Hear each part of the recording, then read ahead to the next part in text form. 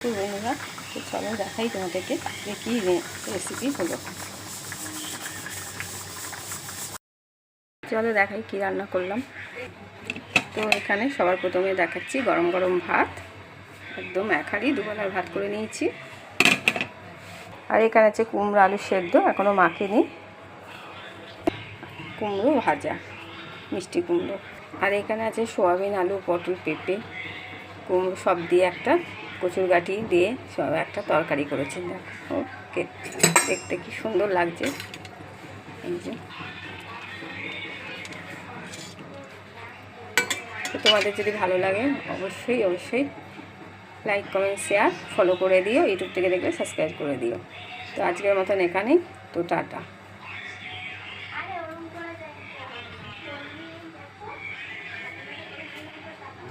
চলে আসো।